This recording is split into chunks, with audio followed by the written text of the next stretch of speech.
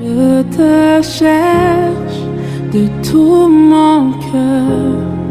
Ne me laisse pas dévier tes commandements. Je te cherche de tout mon cœur. Ne me laisse pas dévier tes commandements. Shalom, shalom, bien-aimés amis de Jésus. Ce matin, je suis dans la joie du Seigneur. Nous sommes au mardi matin. Alors ce matin, nous sommes rassemblés au nom du Père et du Fils et du Saint-Esprit. Amen. Alors bien-aimés, ce matin, nous allons dire merci au Seigneur pour la grâce qu'il nous fait. Parce que ce matin, ce n'était pas vraiment évident pour moi, ce n'était pas aussi évident pour toi de te réveiller. Et si le Seigneur a permis que ce matin, nous soyons là, dans sa présence, et si le Seigneur a permis ce matin que tu aies la force de prier, si le Seigneur a permis ce matin que tu puisses tomber sur cette prière, c'est une grâce. Alors j'aimerais que, quel que soit l'état de ton cœur ce matin, tu vas commencer à dire merci. Dis merci à papa. Dis-lui merci s'il te plaît. Je voudrais que tu aies ce courage-là de dire merci papa. Papa, merci ce matin parce que tu m'as réveillé, tu m'as donné le souffle de la vie. Je me suis rendu compte que je suis en vie. Et si je suis en vie, c'est parce que Seigneur, tu n'en as pas encore fini avec moi. Et ce matin, je me réjouis d'être dans ta présence. Je me réjouis de te célébrer. Parce que Seigneur, tu me donnes encore l'occasion. Et je crois que ce mardi que tu me donnes, un jour encore pour me rapprocher de toi, d'être en communion avec toi, d'être en communion avec mes frères et sœurs et de partager ensemble, Seigneur, ta présence. Je te remercie ce matin, papa, pour la fraîcheur de ce matin. Oh Seigneur, parce que je me sens bien. Et parce que c'est toi qui l'as permis, je bénis ton nom. Je te remercie pour tous mes frères et sœurs de l'île Maurice qui prient avec moi, Seigneur, chaque jour. Je te remercie pour tous mes frères et sœurs, Seigneur, du renouveau charismatique de partout dans le monde, Seigneur, qui prient avec nous les matins. Je te bénis ce matin parce que tu es le Dieu sans pareil. Parce que tu es le Dieu de puissance. Parce que tu es le Dieu qui me donne la vie. Parce que tu es le Dieu qui me donne la victoire. Parce que tu es le Dieu de l'impossible, Seigneur. Et ce matin, je crois en ta présence. Ce matin, je crois en ta parole. Ce matin, je crois en ta puissance. Et je voudrais me réjouir dans ta présence ce matin. Parce que tu es le vivant. Tu appelles à l'existence ce qui n'existe pas. Oh, alléluia. Est-ce que quelqu'un peut continuer à élever le nom de Jésus? Est-ce que tu peux continuer à célébrer ton Dieu ce matin? Et demander à Jésus la grâce d'être rempli du Saint-Esprit. J'aimerais inviter quelqu'un ce matin. J'aimerais inviter un membre du renouveau charismatique. J'aimerais inviter mon frère. J'aimerais t'inviter ma soeur à commencer à parler au Saint-Esprit. Cette personne du Saint-Esprit que le plus souvent nous négligeons. Nous ne lui parlons pas assez. Nous ne l'invoquons pas assez. Et pourtant, c'est l'amour de Dieu qui a été relâché dans notre cœur. Et ce matin, bien-aimé, je voudrais que tu commences à parler à l'Esprit de Dieu, s'il te plaît. Dis-lui que tu es là, que tu es présent, que tu as besoin de sa force. Dis-lui que cette semaine, tu veux réellement porter du fruit, comme le dit le thème de cette semaine. Ce qui glorifie notre Père, c'est que nous portons du fruit. Si nous voulons donner de la gloire à Dieu, c'est que nous devons porter du fruit. Et ce matin, Seigneur Esprit Saint, il n'y a que toi seul. Seigneur, donne-nous cette force pour que nous ne soyons pas des chrétiens qui sont tièdes, Seigneur. Nous ne soyons pas des chrétiens, Seigneur, qui sont paresseux, Seigneur. Nous ne sommes pas des chrétiens qui soient... Donne-nous ta force, Seigneur, ce matin. Pour que nous ne soyons pas des chrétiens médiocres. Parce que tu nous appelles, Seigneur, à porter du fruit. Est-ce que quelqu'un peut continuer à parler au Saint-Esprit? Dis-lui, j'ai besoin de ta force. Parce que je veux quitter le stade où je suis.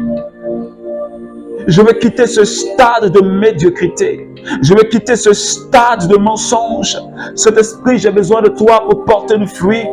Parce que ce sont les fruits du Saint-Esprit. Et il n'y a que le Saint-Esprit qui soit capable de nous aider à porter du fruit. Merci ce matin, Esprit Saint, pour ta présence, Seigneur, qui est en train de nous remplir, Seigneur. Mai kondorubo saki braus. Shibaba de boroto kanaya babraus seki tarabaruku tobo sheki. Mari boroko tarabaki braus sendarai kibros. Merci Seigneur pour ta présence ce matin. Oh, merci pour cette douceur ce matin. Gloire à toi, Seigneur. Alors, bien-aimé, ce matin, ne te déconnecte pas, s'il te plaît. Je voudrais que tu restes jusqu'à la fin de la prière. Et ce matin, le Seigneur nous donne un merveilleux texte à méditer qui est tiré de Marc chapitre 4, les versets 16 à 17. Et je vais nous lire cette merveilleuse parole. Jésus dit, de même, voilà ceux qui sont ensemencés dans les endroits pierreux. Ceux-là, quand ils entendent la parole, ils la reçoivent aussitôt avec joie. Mais ils n'ont pas en eux de racines. Ils sont les hommes d'un moment. Et dès que vienne la détresse ou la persécution à cause de la parole, ils tombent. Parole du Seigneur notre Dieu. Alors, bien-aimés, ce matin, nous continuons notre méditation de cette parabole de Jésus, la parabole du Semeur. Et ce matin, nous sommes, j'allais dire, à ce deuxième type de chrétiens, à ce deuxième type de personnes. Et Jésus qui disait, le semeur, quand il a commencé à semer, hier nous avions dit qu'il y avait une partie de la semence qui est tombée au bord du chemin. Il y avait aussi, deuxièmement, une partie de la semence qui est tombée dans des endroits pierreux. Et c'est de cela que le Seigneur nous parle ce matin. Et les graines qui sont tombées dans les endroits pierreux, Jésus dit, ce sont ce genre de personnes-là, lorsqu'ils entendent la parole de Dieu, cette parole-là leur donne de la joie automatiquement. Mais ce sont des personnes, ce sont des hommes d'un moment. Et il continue en disant, ces personnes-là, lorsqu'arrive la détresse ou la persécution, lorsqu'il arrive un moment difficile, ces personnes-là tombent. Parce que ces personnes-là, c'est-à-dire la terre sur laquelle la graine a été semée, la terre n'est pas assez profonde. Et donc, cette graine n'a pas de racines. La parole qui a été semée ne s'enracine pas en eux. Alors quand viennent les persécutions, quand viennent les épreuves ou des moments de turbulence, ces personnes-là, ils tombent. Est-ce que quelqu'un me suit ce matin? Alors je suis en train de nous demander ce matin, je demande à un membre du renouveau charismatique ce matin, est-ce que la parole que tu as entendue, qui t'a donné de la joie, est-ce que cette parole-là, elle s'est enracinée en toi?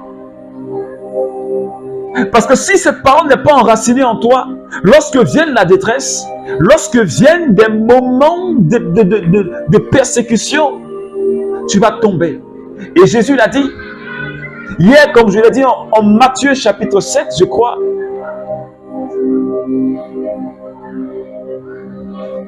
ceux qui écoutent et qui ne mettent pas en pratique, ils ressemblent à des personnes qui ont bâti sur le sable.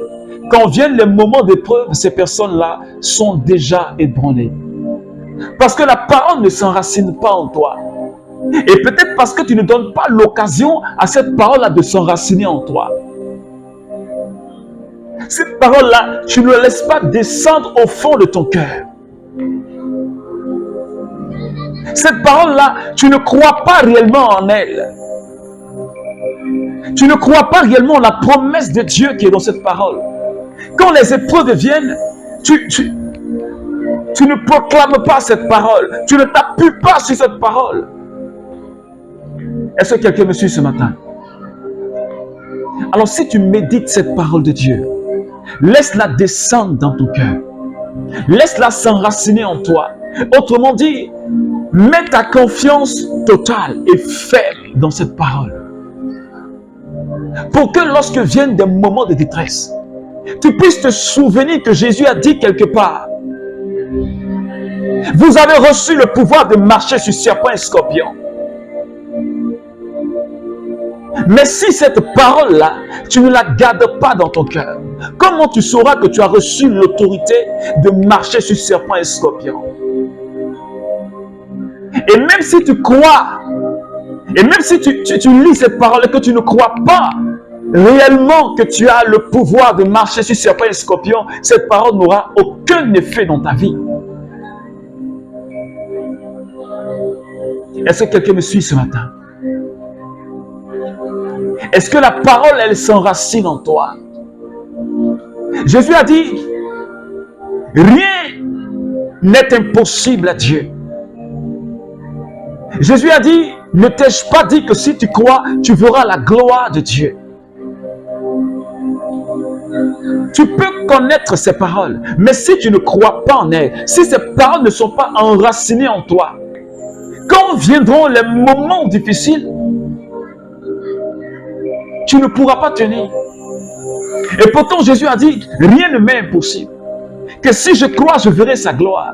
Le plan de Dieu, c'est que nous puissions voir sa gloire. Et il a dit dans le thème de la semaine, il dit, c'est qui glorifie Dieu, c'est qui honore Dieu, c'est qui célèbre Dieu, c'est que nous puissions porter du fruit. Et porter du fruit glorifie Dieu. Est-ce que membre du renouveau charismatique veut laisser la parole entrer dans son cœur? Est-ce que quelqu'un qui est en train de m'écouter ne se contente pas seulement que cette parole-là ne reste pas au niveau de ton intelligence, mais qu'elle descende jusque dans la profondeur de ton cœur? Parce que dans cette parabole, Jésus a dit, cette graine-là, elle n'a pas pu s'enraciner parce qu'il n'y avait pas assez de terre.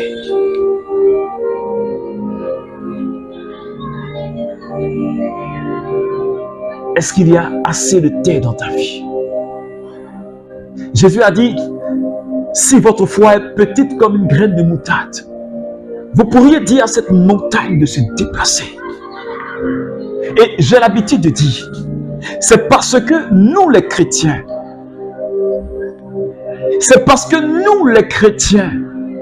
nous raisonnons beaucoup avec la parole de Dieu, que nous ne voyons pas les effets de sa puissance dans notre vie.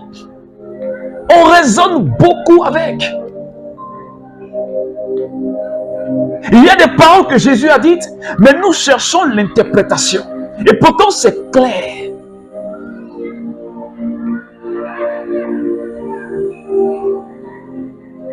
On raisonne beaucoup, on est encore au niveau de l'intelligence. On est encore au niveau de l'intelligence. Et c'est pourquoi on ne voit pas les effets de la promesse de Dieu dans notre cœur. Parce que la graine ne s'est pas encore enracinée, ne s'est pas descendue dans le cœur, mais c'est encore au niveau de l'intelligence. Et je parle à un membre du renouveau charismatique ce matin. Fais descendre cette parole-là dans ton cœur. Ne la garde pas dans ton intelligence, mais qu'elle descende dans ton cœur afin de la transformer pour que tu puisses porter du fruit. Les épreuves, il en aura.